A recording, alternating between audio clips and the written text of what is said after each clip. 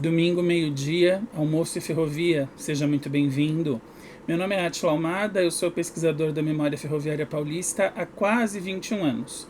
Hoje eu quero trazer para você uma nova sessão aqui no nosso canal, que é o Papo de Trilho. O que é o Papo de Trilho? É uma conversa bem direta, então são vídeos um pouquinho mais curtos, sobre assuntos atuais ligados ao transporte ferroviário que geram polêmicas e debates.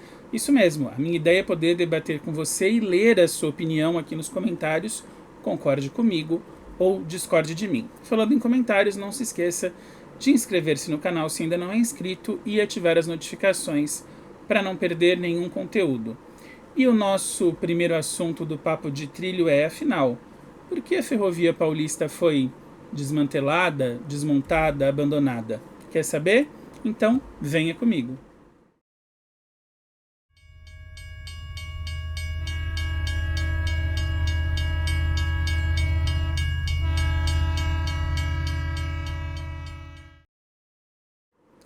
Antes de mais nada, eu preciso dizer que este vídeo, esta pauta do abandono da Ferrovia Paulista, é uma sugestão do nosso inscrito Wesley Correia. Wesley, muito obrigado. Está aqui a sua resposta, ou na verdade está aqui a sua discussão. Eu não tenho pretensão nenhuma em fechar uma resposta, porque o processo de abandono ferroviário ou de diminuição do tráfego é bem complexo e tem vários pontos a serem explorados. Tanto é que eu estou aqui com a minha colinha, eu anotei várias coisas e vou deixar aqui na minha frente para tentar seguir uma ordem mais ou menos didática para que você entenda como este processo aconteceu. Justamente, o desmonte da ferrovia ou o abandono, ele não é uma coisa que acontece de uma hora para outra. Não é assim, a ferrovia foi abandonada hoje, desliguei a chave, apaguei a luz, fui embora, fechei a porta e tchau. Isso aconteceu, dá pra gente dizer que seguramente por 40, 45 anos e alguns dizem até que por mais de 80. Vamos entender como? Então, seguinte, como é que começa esse processo? Resumindo, até porque eu já falei disso em outros vídeos aqui do canal. As ferrovias, em todo o território brasileiro, elas foram concessões imperiais. Lembrar que quando a primeira ferrovia surgiu em 1854 e até 1899, o Brasil vivia sob regime monárquico, governo do Dom Pedro II, ok? Então era o governo imperial quem decidia a concessão. E por que a concessão? Porque, obviamente, as ferrovias foram construídas em terras do governo, em terras da União. Portanto, o governo fazia a concessão desses trechos a empresas que desejassem explorá-los. E aí eram feitas associações entre empresários, aqui em São Paulo muito os barões do café, investidores, e as ferrovias iam surgindo. Quanto tempo duravam ou duraram, né, essas concessões iniciais? A maioria desses contratos de concessão foi feito pelo prazo de 90 anos. Vamos lembrar que estamos falando ali do primeiro nos anos 1850, mas a grande maioria entre as décadas de 1860 e 70, tá? Então, se você colocar ali 90 anos, contratos que venceram nas décadas de 1950 e 1970. Nem todas as ferrovias operaram bem desde o começo. A gente está falando aqui da realidade de São Paulo, que teve, em 1860, iniciada a construção, em 67, a rodagem da primeira ferrovia, São Paulo Railway, de Santos a Jundiaí.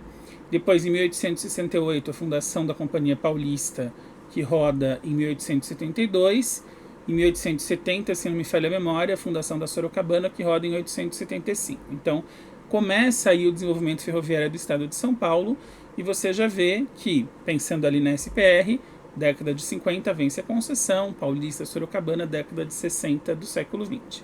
Houve outras ferrovias menores, com trechos mais curtos, que inclusive já no final do século XIX ou início do século XX foram compradas e absorvidas pelas ferrovias maiores. Nem todas as ferrovias operaram de maneira superavitária, de maneira positiva. Nem todas deram lucro. Muitas cumpriam funções sociais importantes, mas davam prejuízo, e claro que os investidores não aguentaram esse tranco o tempo inteiro. Além disso, ferrovias com maior poder monetário, com maior equilíbrio econômico, também foram ao mercado. Um exemplo claro, falando em claro, ficou até um trocadilho, né? A compra da Rio Clarense, Claro a Rio Clarense, pela Companhia Paulista. Então, a Companhia Rio Clarense, ela tinha um tráfego ali de Rio Claro que chegava ao ramal de Jaú, que começava em Tirapina. A Paulista compra a Rio Clarense, isso ali no finalzinho do século XIX, e estende os seus trilhos por meio dos antigos da Rio Clarense até Bauru, mudando de Tirapina, Jaú e Bauru a bitola métrica para larga, fazendo várias melhorias, mas isso por quê? Porque a Paulista tinha grana, tinha cacife para poder bancar essas compras dessas obras. Então, já nos seus primórdios, vou reforçar, algumas ferrovias operavam de maneira deficiente.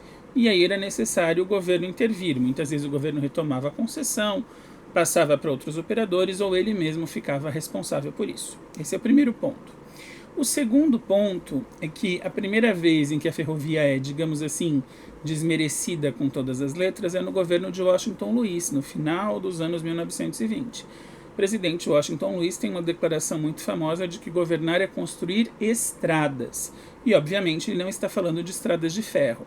Ele está falando em estradas de rodagem, estradas para carros e outros veículos. Só que nós temos um porém muito importante. Abrir estradas naquela época não significava exatamente uma concorrência desleal à ferrovia. Muita gente defende que o problema começa com Washington Luiz e eu defendo que não. Explico por quê. Nos anos 20, o Brasil não tinha uma indústria automobilística forte, né? Não era nem fomentada a indústria automobilística aqui.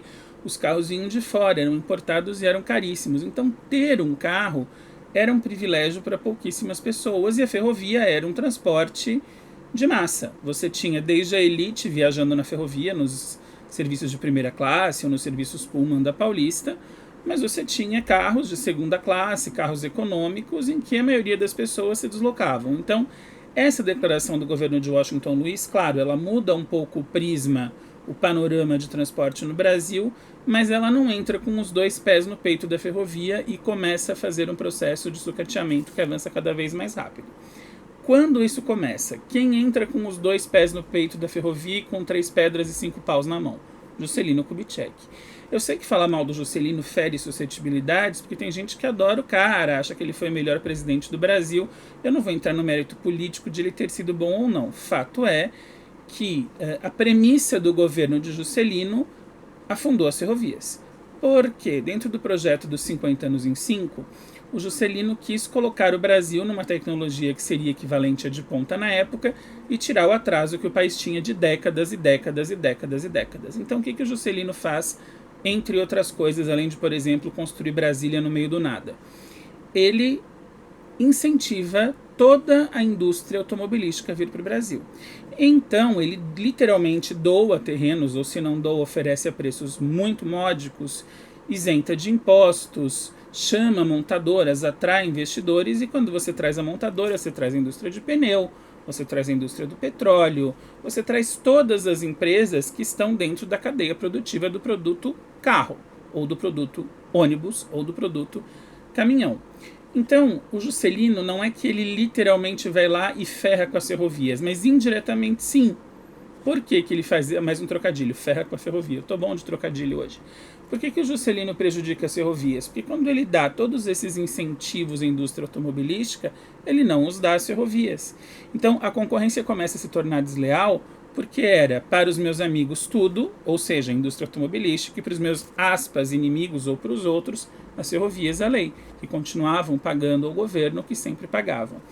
Além disso, nos anos 50, lembra do que eu falei no comecinho, vencem as primeiras concessões imperiais. E aí em 57 nós temos algo muito emblemático, que é a criação da Rede Ferroviária Federal Sociedade Anônima, dentro do governo de JK. O que era a rede? Era uma tentativa de absorver na mão do governo federal uma série de ferrovias deficitárias em todo o país. Tanto é que a rede tinha regionais do Nordeste ao Sul. Viação Ferro Rio Grande do Sul vira RFF-SA.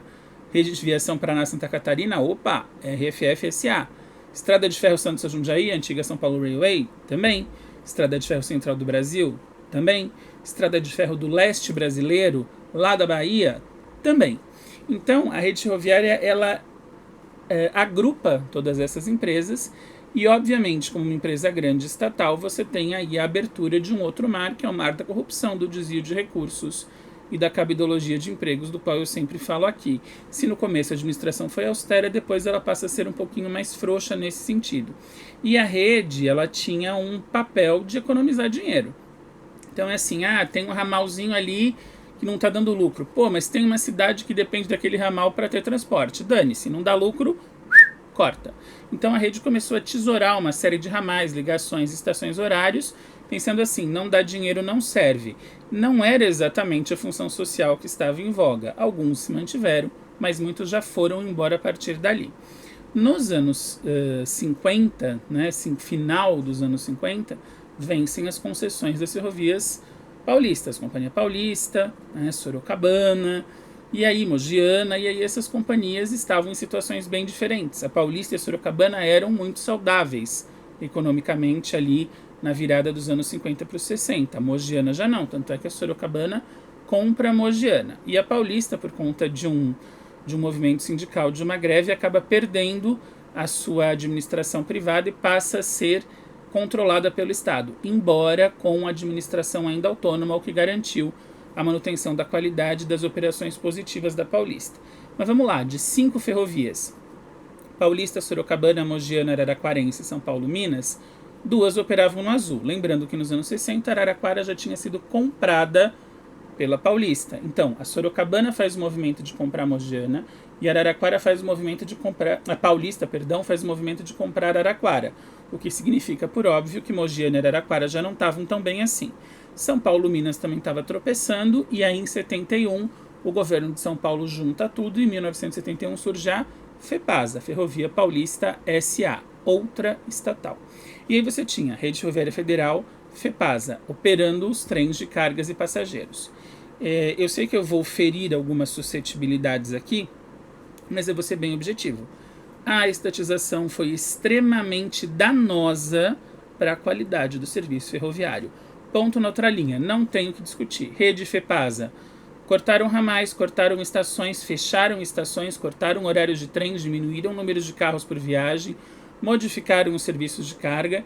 Então a ferrovia foi operando nos mínimos. Mínimo investimento, mínimo quadro funcional e, infelizmente, mínima qualidade. Se, por exemplo, na Paulista você tinha num determinado trecho 30 funcionários para cuidar, na FEPASA você passou a ter 4, 5. Obviamente não dava para fazer a mesma coisa, ninguém faz milagre, embora a figura do ferroviário tenha sido sempre um símbolo de abnegação, um símbolo de cuidado. Muito bem, as estatais elas foram dilapidando esse patrimônio aos poucos.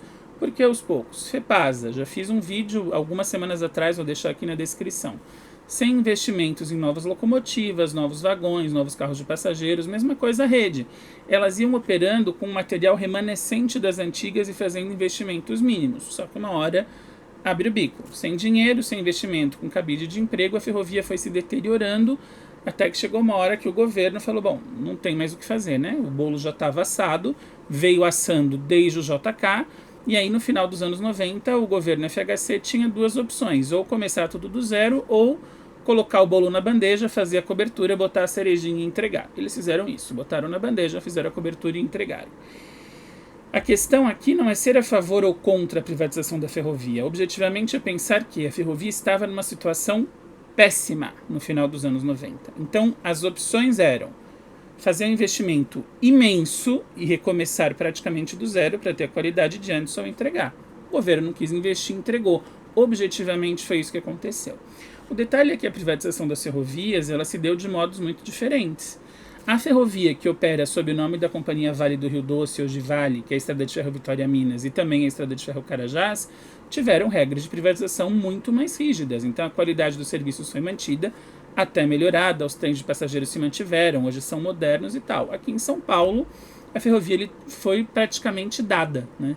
Ela foi entregue de bandeja sem nenhuma exigência. O contrato de concessão das ferrovias paulistas, que passa da FEPASA para a rede, não é um contrato direto, eu também já disse isso no vídeo anterior. Então, a FEPASA é entregue à Rede Ferroviária Federal como parte de pagamento da dívida do Estado, e a Rede Ferroviária Federal é que faz a privatização. É um contrato de mãe, tipo assim, ó, dou para você, se vira aí. Não exigiu manutenção dos trens de passageiros, não exigiu manutenção das estações funcionando, obviamente, não exigiu manutenção de material rodante, então a eletrificação no estado de São Paulo, nos trechos em que existia, foi toda cortada, e isso gerou um abandono volumoso, vultoso de material. Todas as locomotivas elétricas param de rodar, são encostadas, abandonadas, dilapidadas. Sobram pouquíssimas hoje, e as que sobram para reforma estática. Nenhuma roda mais e nem vai rodar. Já fiz vídeo sobre isso também, link aqui embaixo. carros de passageiros. Bom, tem mais trem de passageiros, carros encostados nos pátios, vandalizados, destruídos, cortados, maçaricados, roubados. Trens de carga, menos e com outra filosofia de serviço, né? Porque hoje o modelo de transporte de cargas aqui no estado de São Paulo é o modelo de grandes cargas a grandes distâncias.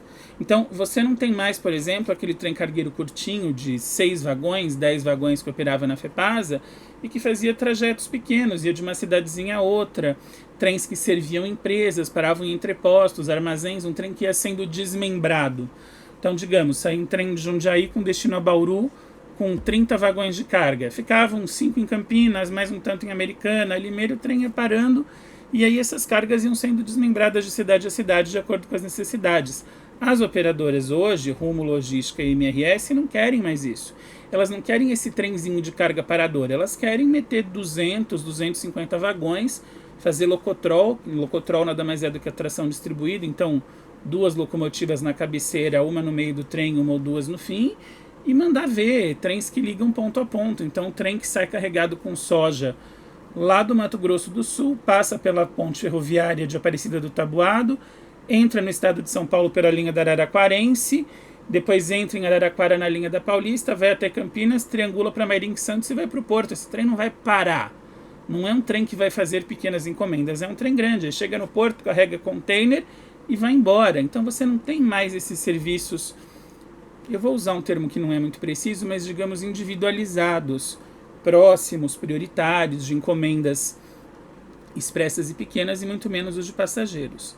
Então, do que dá para concluir dessa história é que o processo de abandono da Ferrovia Paulista, ele foi um processo lento, bem lento, um processo que, como eu disse, se você pensa em Washington Luiz, durou quase 80 anos, se você pensa em JK, uns 40, e que não é exatamente um abandono do tráfego, porque ainda tem tráfego de cargas em vários trechos, alguns não mais, como a Bauru Panorama, dizem que vai ser retomada, Santos Cajati, Araraquara Barretos, esses trechos não tem mais, mas outros ainda têm circulação de cargas. Então dá para dizer que se abandonou um modelo, o modelo FEPASA, o modelo Rede Ferroviária Federal. Esse modelo tem chance de voltar? Eu já falei sobre os trens de passageiros e sobre esse modelo também numa playlist aqui do canal, vou deixar todos os links para você. Acho muito difícil, assim como acho difícil o governo reassumir as ferrovias. Hoje, o lance mais interessante seria uma parceria público-privada, mas nós precisamos pensar que nós estamos em 2025 e, obviamente, a ferrovia tem que ser um modelo de negócios competitivo e forte para a atual realidade. Wesley, eu espero ter respondido a sua pergunta, espero também que todos vocês que assistiram tenham gostado da discussão e aguardo as opiniões de vocês. Até o próximo Papo de Trilho e um grande abraço.